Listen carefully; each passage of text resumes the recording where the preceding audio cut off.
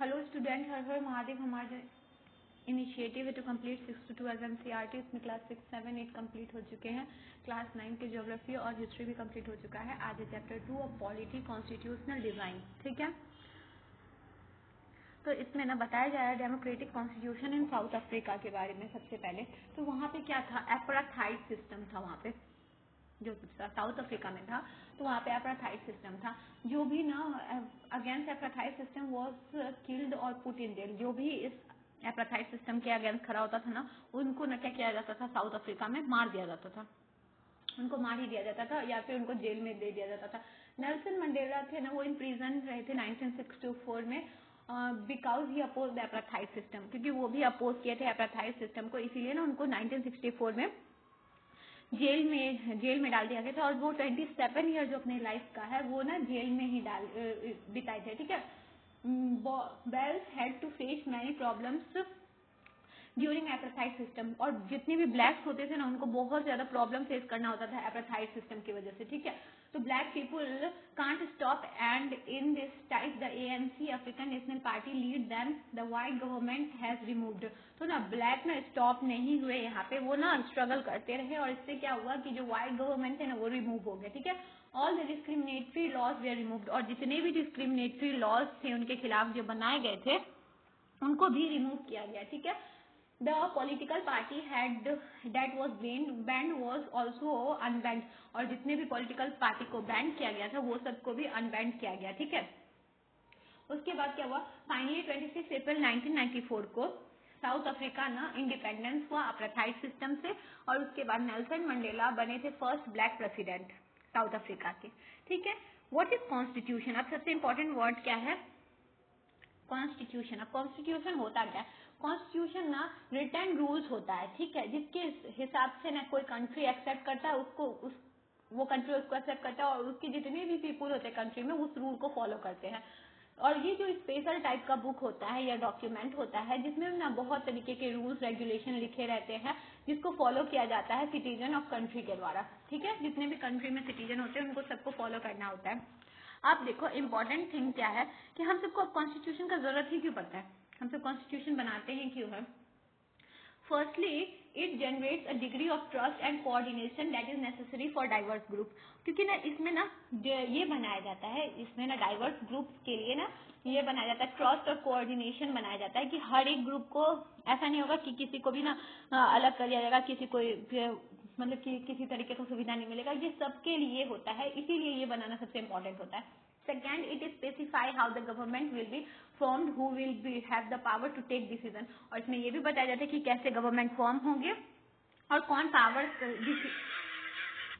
और सेकेंडली इसमें बताया गया है कि इसमें ना गवर्नमेंट के बारे में बताया जाता है कि कौन गवर्नमेंट फॉर्म कर सकते हैं और उनको उनके द्वारा जो भी डिसीजन लिया जाएगा और वो कितने पावरफुल होगा उनका डिसीजन, इस चीज को भी बताया जाता है कॉन्स्टिट्यूशन में। ठीक है, और तीसरा बताया जाता है कि इसमें ना लिमिट्स बताया जाएगा पावर का गवर्नमेंट का, और बताया भी जाएगा कि राइट क्या है सिटीजन के। ऐसा नहीं हो कि अगर गवर्नमेंट डिसीजन मेकिंग कर रहे हैं तो उनके पास अब पावर ही है, अब वो कुछ भी चाहे तो वो कर सकते हैं, वैसा नहीं होगा। इसमें गवर्नमेंट की लिमिट्स को भी बताया जाएगा और इसमें वो राइट ऑफ सिटीजन के बारे में भी बताया जाएगा। Fourth, it express the aspiration of the people about creating a good society. और इसमें ये भी बताया जाएगा कि पीपुल किस हिसाब से एक गुड सोसाइटी को देखना चाहते हैं, उसमें इसमें ये चीज को भी बताया जाएगा कॉन्स्टिट्यूशन में। इसीलिए हमारे कॉन्स्टिट्यूशन बहुत इंपॉर्टेंट है। ठीक है, गुड सोसाइटी के लिए। ठीक है, अब इसके बाद क्या है, मेकिंग। अब इसमें क्या होता है कि प्रॉब्लम फेस क्या क्या किया जाता है जब किसी कॉन्स्टिट्यूशन को बनाया जाता है। ठीक है, तो इसमें प्रॉब्लम फेस किया जाता है। So it was very difficult to make a constitution for a large country with a diversified group of population like India। तो इंडिया जितना बड़ा कंट्री है ना, उसके लिए एक कॉन्स्टिट्यूशन बनाना बहुत ज्यादा मतलब बहुत इंपॉर्टेंट काम था और फिर बहुत हार्ड काम था। ठीक है, क्योंकि यहाँ पे बहुत सारे डाइवर्सिफाइड ग्रुप के पीपुल रहते हैं, तो सबका अपना अपना अलग अलग इंटरेस्ट था, तो उन सभी इंटरेस्ट को ध्यान में रख के उनको बनाना था। ठीक है, The country was born through a partition on the basis of religion differences। This was a traumatic experience। ठीक है, तो कंट्री को जो हम सबका जो कंट्री जो पार्टीशन हुआ वो भी किस हिसाब से हुआ था, इस हिसाब से कि ना हम सबको रिलीजन के हिसाब से बांटा गया था कि हिंदू मुस्लिम के हिसाब से, कि पाकिस्तान का पार्टीशन मुस्लिम के हिसाब से हुआ था। तो इसीलिए तो ये बहुत ज्यादा ट्रॉमेटिक था, तो इसलिए हम सबके लिए इम्पोर्टेंट था कॉन्स्टिट्यूशन बनाना। ठीक है, The British had left it to the rulers of the princely states to decide whether they wanted to merge with India and or Pakistan or remain independent. और ब्रिटिश भी यहाँ पे एक प्रॉब्लम क्रिएट कर दी थी। इतना होने के बाद भी जब पार्टीशन हो गया तब भी वो बोले थे कि अगर आप चाहते हैं तो इंडिया के साथ मर्ज होइए, पाकिस्तान के साथ मर्ज होइए, या तो आप चाहते हैं तो आप एक इंडिपेंडेंट नेशन भी रह सकते हैं। ये भी वो सब क्रिएट करके चले गए थे, एक नया प्रॉब्लम। ठीक है, अब देखो कॉन्स्टिट्यूएंट असेंबली में क्या हुआ। इसमें 299 रिप्रेजेंटेटिव आए जो इलेक्ट हुए थे एवरी पार्ट ऑफ इंडिया से। ठीक है, ये क्या किए, 26 नवंबर 1949 को constitution of India will be finally completed and it operates in 26 जनवरी 1950। और हमारा जो संविधान है वो ना 26 नवंबर 1949 को ना फाइनली कंप्लीट हो गया था और ऑपरेट हुआ, मतलब इसको लागू किया गया है 26 जनवरी 1950 से। ड्राफ्टिंग कमेटी के जो चेयरमैन थे वो B.R. अम्बेडकर थे। 2000 अमेंडमेंट मेड देन, और उसमें ना 2000 अमेंडमेंट भी मेड हुआ है इस कॉन्स्टिट्यूशन में। ठीक है, philosophy of Indian constitution preamble. ठीक है, जो हमारा फिलोसफी है हमारे इंडियन कॉन्स्टिट्यूशन का वो क्या है, हमारा प्रियम्बल है। ठीक है, The Constitution has been drawn up and enacted by the people through their representative and not handed down to them by a king or any outside person। तो ना जो हमारा कॉन्स्टिट्यूशन है वो ड्रॉ किया गया है और इनेक्ट किया गया है उन्हीं के द्वारा जो हम ही सब रिप्रेजेंट करके भेजे थे उनके द्वारा। ठीक है, और फिर ना ऐसा नहीं है कि ये किंग या क्वीन का रूल के हिसाब से बनाया गया है। ठीक है, तो इसमें क्या क्या चीज दिया गया है हमारे लिए। ठीक है, जो हमारा जो कॉन्स्टिट्यूशन है इसमें हमारे हित के लिए क्या क्या चीज दिए हुए हैं। ठीक है, तो इसमें सबसे इम्पोर्टेंट है सोवर्जन। ठीक है, तो सोवर्जन का क्या मतलब होता है, people have supreme right to make decision on internal as well as external matters. तो इसमें क्या होगा कि पीपुल के पास ही ना सबसे सुप्रीम राइट रहेगा हमारे कॉन्स्टिट्यूशन का। हमारा कॉन्स्टिट्यूशन है कि इसमें हमारा कॉन्स्टिट्यूशन में अगर पीपुल जो चाहेंगे उनका जो भी राइट होगा, उनका जितना जो भी इच्छा होगा उसी के हिसाब से इंटरनल और एक्सटर्नल मैटर पे डिसीजन लिए जाएंगे। No external powers can dictate the government of India, और कोई भी एक्सटर्नल पावर ऐसा नहीं होगा कि जो डिक्टेट करेगा गवर्नमेंट ऑफ इंडिया को। ठीक है, उसके बाद क्या है, फिर सेकेंड है सोशलिस्ट, और सेकेंड इंपॉर्टेंट वर्ड क्या है, सोशलिस्ट।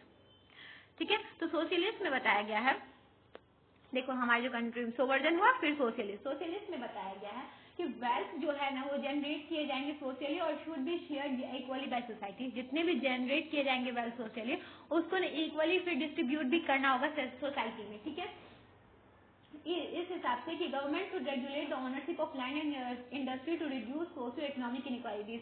और गवर्नमेंट ना रेगुलेट करेंगे ओनरशिप लैंड पे रखेंगे और इंडस्ट्री पे, ताकि वो ना सोशल जो इनइक्वालिटी होगा उसको रिड्यूस कर सके। ठीक है, तीसरा है सेकुलर। अब सेकुलर क्या होगा कि किसी भी सिटीजन को यहाँ पे ना फ्रीडम रहेगा कोई भी रिलीजन मानने का। ठीक है, ऑफिशियल रिलीजन कोई नहीं होगा इस कंट्री का, गवर्नमेंट नहीं ट्रीट करेंगे किसी भी रिलीजन और बिलीफ को कि अलग टाइप से, उनको सब ही रिलीजन को इक्वल रिस्पेक्ट देना होगा। ठीक है, थर्ड है डेमोक्रेटिक। अब डेमोक्रेटिक में है कि ये एक ऐसा फॉर्म ऑफ गवर्नमेंट होगा जहाँ पे पीपुल एंजॉय करेंगे पॉलिटिकल राइट, इलेक्ट करेंगे अपने रूलर्स को और होल्ड अकाउंटेबल उनको रखेंगे। ठीक है, the government is run according to some basic rules, और गवर्नमेंट जो रन भी होगा वो भी कुछ बेसिक रूल्स के हिसाब से। Fourth is Republic. The head of the state is an elected person and not a hereditary position. Republic में ये होगा कि हम ही जिनको चुनेंगे वो ही हमको हम पे शासन करेंगे। ठीक है, वो कोई हेरिडेटरी नहीं होगा कि इनके बाद इनका बेटा, इनके बाद इनका बेटा, वैसा नहीं होगा। कोई भी रिप्रेजेंटेटिव जो हम सब चाहेंगे उनको हम सब इलेक्ट करेंगे और वही हम सब पे राज करेंगे। ठीक है, justice, citizen can not be discriminated. अब देखो जस्टिस में क्या होगा कि किसी भी सिटीजन को किसी भी तौर पे तरीके पे उनको ना डिस्क्रिमिनेट नहीं किया जाएगा। उसके बाद है लिबर्टी। लिबर्टी किस चीज का है, there is no unreasonable restriction on the citizen in what they think, how they wish to express their thoughts and the way they wish to follow up their thoughts in action। तो इसमें ना कोई भी restriction नहीं दिया जाएगा उनके सोचने पे, उनके एक्सप्रेस करने पे, उनके थॉट पे, और कोई भी दूसरे एक्शन जो उनको लेना होगा उन पे कोई भी रिस्ट्रिक्शन नहीं होगा। इस चीज का उनको आजादी होगा, लिबर्टी होगा। इक्वालिटी, तो government should ensure equal opportunity for all.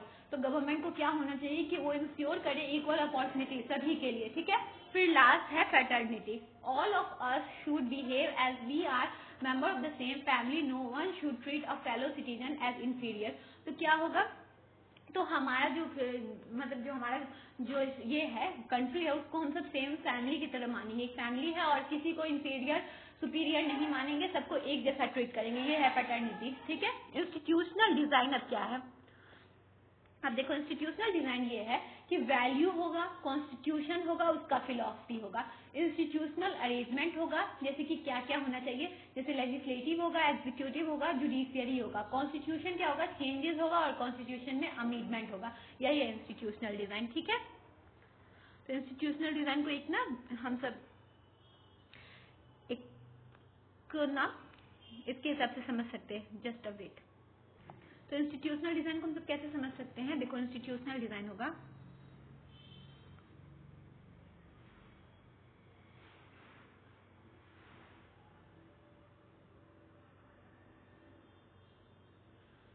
Institutional design हम सबका होगा, देखो इसमें होंगे कॉन्स्टिट्यूशन, सबसे इम्पोर्टेंट हमारा संविधान। ठीक है। फिर कॉन्स्टिट्यूशन, फिर फिलॉसफी।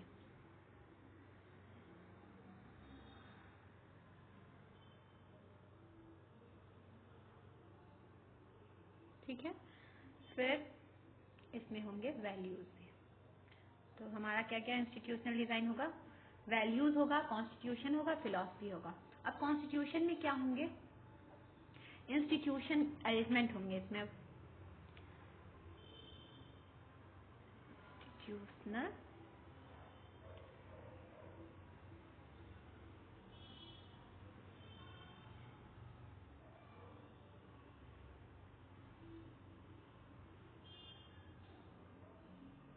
इंस्टीट्यूशनल अरेंजमेंट होंगे।